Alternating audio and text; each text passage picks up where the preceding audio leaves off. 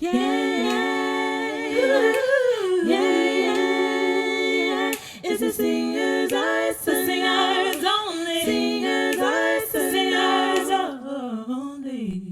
It's Kristal Cherelle, and welcome to the Indie Artist School. This is the Singer's Arsenal. Today, we're going to talk about vocal health. I'm going to get serious for a second here.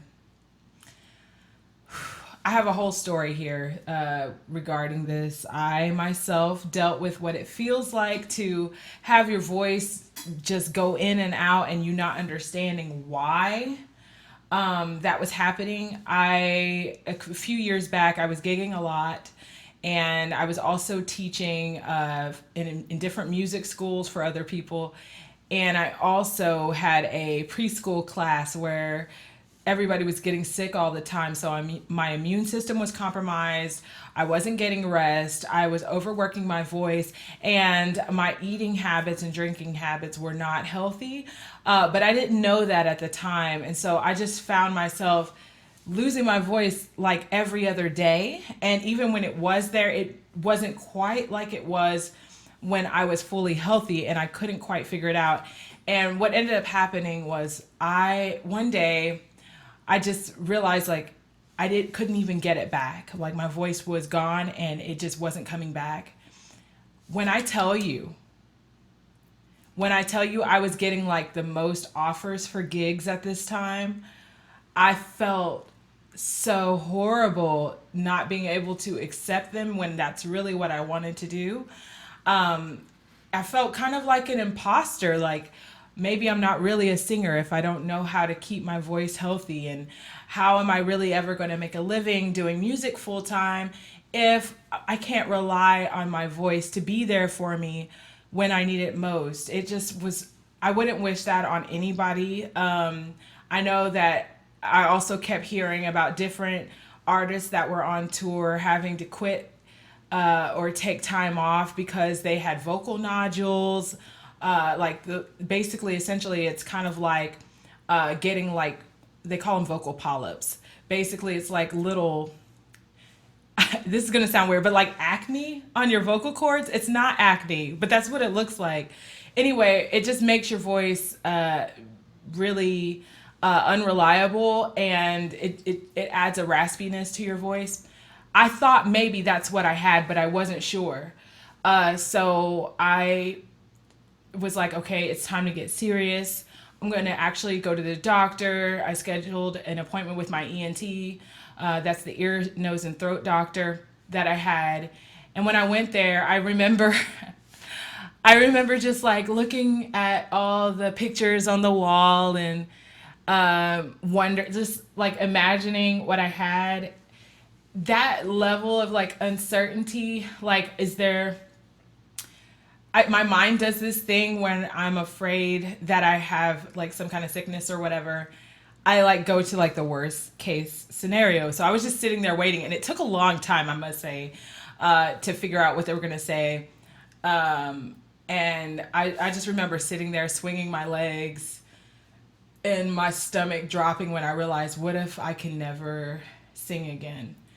I was like, that would just be, there's no words to describe that feeling when you realize that there might be something that's irreversible that you've done to your voice. And so I was so scared. It's like I needed the answer, but I was scared of it too. So when the doctor came in, he was like, okay, so we figured out what was going on. You have what we call GERD. And first of all, it sounds gross to hear the word GERD. Like, what is GERD? But basically what happened was I had like so much acid reflux. First of all, I didn't even realize I had acid reflux. We're not going to talk about how I didn't recognize that. But that it was basically the acid from my stomach was coming back up. I know it sounds gross. I'm sorry, guys, but I just got to keep it real. It was coming back up, and essentially he said it was starting to erode, like basically break down my esophagus. And so when that happened, it made me have like what sounded like a permanent raspiness to my voice. And it, like my voice would just go in and out all the time. And so when I heard erode, like, I don't know about you guys, but when I hear that, it makes me think like it just like took it away, like ate it up, right? Like that it would never get back, and that like my voice was permanently damaged. So I was freaking out, okay? Like I was almost panicking. I was like, what are you trying to say? Are you saying that my voice is gone forever? Like what is happening? And he was like, no, we just need to monitor your acid levels in your stomach. So he was just like, okay, what you can do is take this medicine, basically like Prilosec, OC, or, you know, like that stuff that you get for heartburn. And I was like, are you serious right now? Like, it has to do with heartburn? Like, I don't have heartburn, though. He's like, yeah, it's not really about, it doesn't always come out like it's going to, you know, give you heartburn. For some people, it just like goes up your, I forget what he called it, but it's a track that goes up through your throat and esophagus. It's all connected, your stomach and everything. You've ever had a burp? I know this sounds gross, but like where you can kind of like taste the food. Like this is horrible. So anyway, it just shows that it's really linked. So what you eat actually has an impact on your voice. And I had no clue.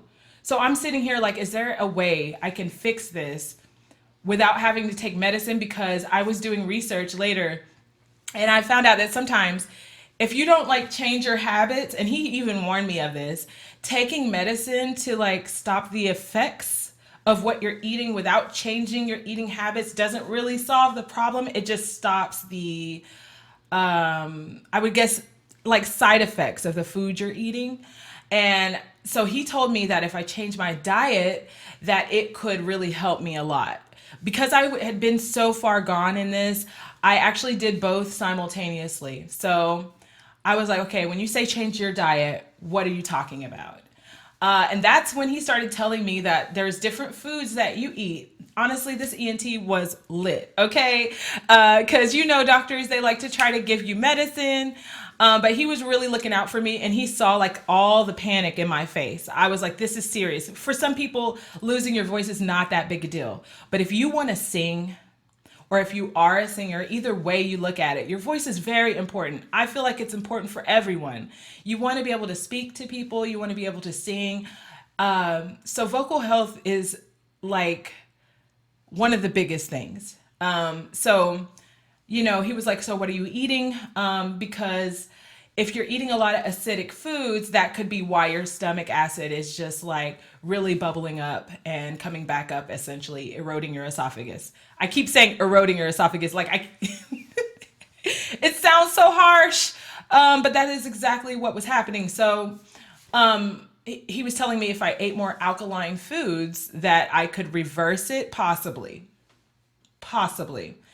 And so, some of you guys might not know me yet, so I'm just going to straight up tell you, if there's a possibility, I'm going to go. I'm going to go for it. I'm going to try it.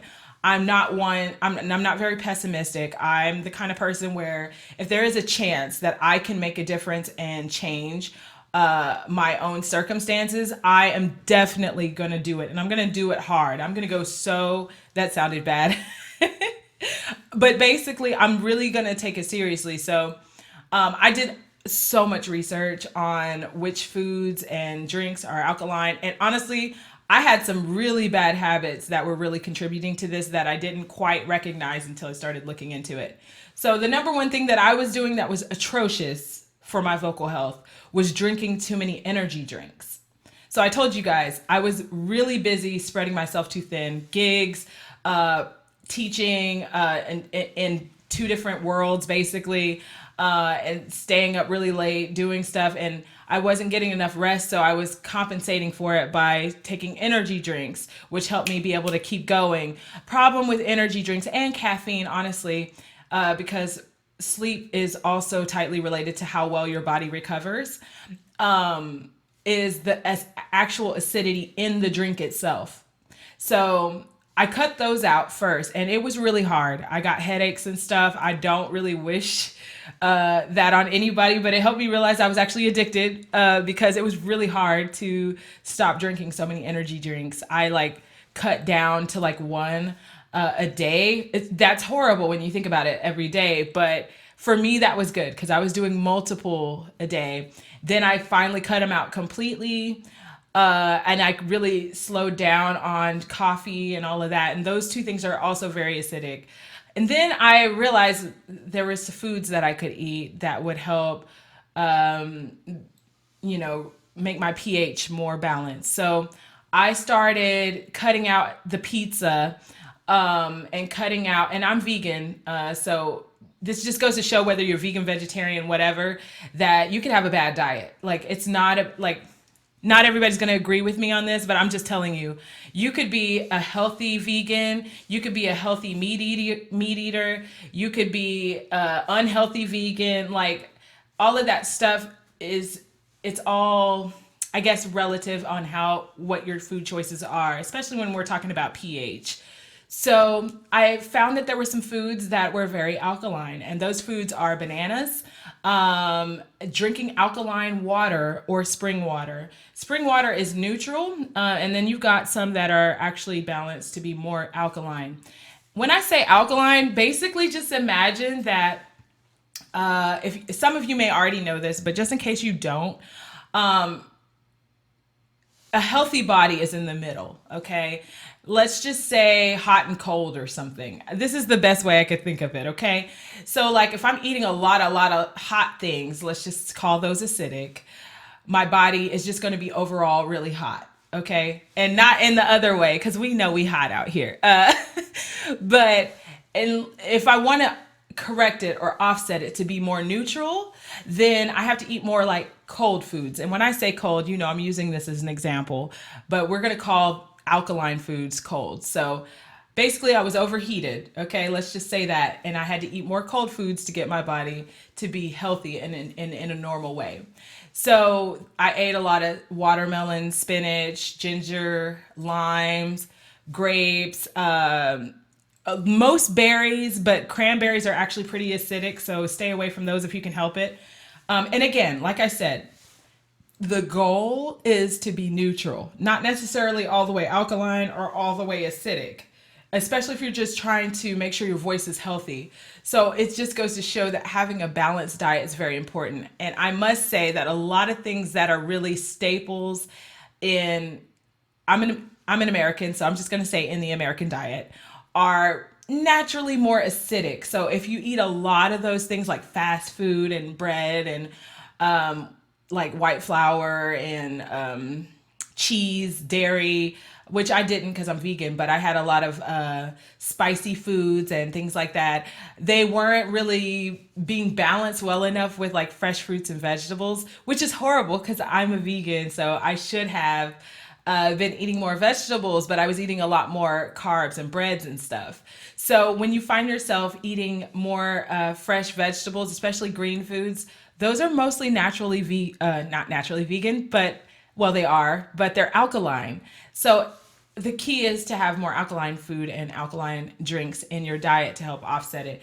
When I tell you that I did this and then my GERD was reversed just through my diet, because the over the counter stuff that he prescribed me, I took them one day, just one day, and I realized it wasn't doing anything. And I know that's not really how medicine works, but I was like, you know what, I'm just gonna go really, really hard on my diet and just see if I can do this like this. I just prefer to do things naturally. It's just the way I am. I feel like it's easier for my body to do that, and it makes sure that I'm not dependent on any kind of medicine. Now, this is not really a vocal advice to like take medicine or not take medicine. This is just my philosophy, and I'm just telling you what worked for me.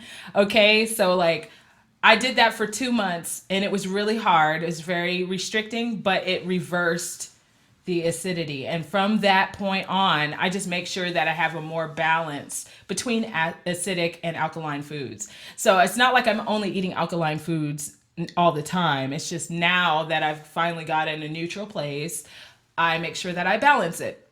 So that's one of the major things that helped me get my voice back. And it felt so liberating to finally like be able to open my mouth and sing and have my voice actually be there for me and understand that it was due to my diet. It's bizarre, and it scared me because it's one of those things that a lot of people don't know and don't relate to the other thing. Like okay, being healthy is this thing over here. You know, because one of the side effects of having GERD for me was a lot of phlegm. Because my throat was trying to protect itself, guys. Your body wants to stay healthy, so it will do all kinds of things to try to fix it. So if you find yourself, my number one tip for you is to pay attention to your body. If you find yourself coughing a lot of phlegm or something like that, that's one of the first signs that something isn't right. It's trying to compensate for something. I highly recommend that you go to the doctor before it's gone to the point where you lose your voice and you don't know how to get it back, okay? So that's one of the things that I do.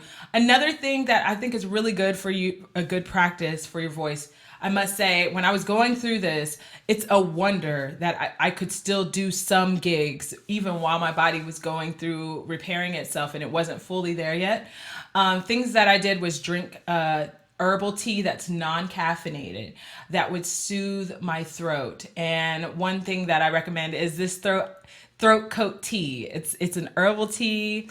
I love it. It's by Traditional Medicinals. I am not sponsored by them or anything. I just love it. It's just a personal thing that I think really helps soothe your voice. It has slippery elm bark in it. And I know it sounds weird to hear, but it really does just like help soothe your throat. And they put licorice in there, so it's a little bit sweet. Like, it's okay. You don't have to add anything in it. Just water and let it steep. And it also has like these really fun like quotes on there. Anyway, I just love it. It's a vibe. Okay. Another thing that I really think helps is making sure, like, if you have allergies, because again, I was talking about phlegm getting in the way of my voice sounding clear. Make sure you're taking care of your allergy symptoms and preventing yourself from having high exposure to pollen and things that you know you're allergic to. It's so crazy because right now we're going through, you know, this pandemic and people are wearing masks and things like that. And there's something that I noticed that is a indirect response to this, is that people who normally get allergies in the springtime are not getting them quite as much because the mask is actually protecting their nostrils and their mouth from breathing in a lot of pollen. So this is something that I feel could actually really help you, whether, you know, we're in the pandemic or not, is to wear a mask during high pollen count days when you go out, so that you're not exposed as much and your body's not overreacting and causing symptoms that can really get in the way of making singing easy for you. Another thing that I highly recommend is an actual air purifier. So basically, what the air purifier does is kind of like what a mask does when you go outside, except it does it with the air in your house. It's really good, especially if you live in an apartment complex or a place where you have a shared ventilation system with other people and you don't know what's going on through there. And it allows it, a lot of them are actually taking out mold in the air. And taking out allergens and pet dander and things like that that might flare up your allergies. So that's really helpful. And another thing is, if your air is really dry where you live and you find that your nasal cavity gets dried out and makes you want to sneeze a lot, or if you feel like your throat is dry, you want to make sure that you're drinking water, but also make sure that there's enough liquid in the air. I live in Houston, Texas, so we got a high humidity here, so I don't really recommend it if you live in a state or a city that has high humidity. But if you live in a drier place, a humidifier might really help you as well. So yeah, those are some main tips that have really helped me with my voice that I hope can help you with yours. And like I said, having a healthy voice is so important, because I could sit here and teach you like all the fundamentals of singing, and we could even go in depth about how to have better runs, how to belt, how to sustain your voice and sing long notes, how to improve your vocal range, how to shift between vocal registers easily, meaning like low notes to high without having any cracks in your voice. All of this stuff are things that I teach, but it means nothing if your voice is not where it needs to begin with. It's just like having a broken piano and I'm giving you piano lessons and you're wondering why the song's not sounding right. Like, we have to repair the instrument first. Not only do you want to repair it, you want to maintain it. So a lot of these things that I'm telling you is not a one-time fix, guys. This is something that I've made a habit of doing, okay? So I make a habit of balancing my food. I make a habit of listening to my body. I make a habit of making sure I'm getting rest. I make a habit of not intaking any caffeine any later than 6 hours before I'm going to bed. I make a habit of warming up my voice before I perform or sing for the day. So that's all you got to do, guys. Hopefully, you could use these tips right away. Hopefully you're fine, okay, and you just need a little something to know how to maintain your voice. But if you are in a position like I was in and you find your voice is going out a lot, I want you to go to the doctor, okay? Don't just take my word for it. I want you to go to the doctor and get yourself checked out so that you can make sure you get your voice right on top of where it needs to be, okay? So thank you guys so much for tuning in up to this episode of The Singer's Arsenal. I want you to go ahead and like, comment, and subscribe. Please share this information with as many people as you know who are interested in singing. And if you know somebody who's struggling with their voice right now or find themselves having a hard time keeping healthy habits and not quite understanding the point of it, go ahead and share this with them. Again, thank you so much for joining. Have a wonderful day. Yeah.